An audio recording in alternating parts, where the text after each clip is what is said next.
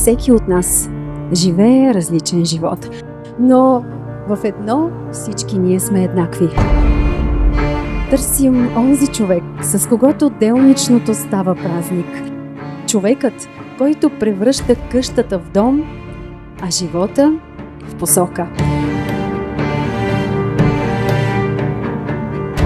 Този ден ще остане в усещането, в топлината на ръката, която държите в момента, в погледа и в избора, който сте направили, не с думи, а с цялото си сърце.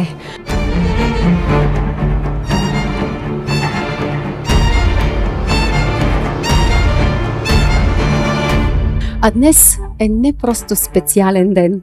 Това е вашия ден. Има истории, които не просто се случват. Те остават.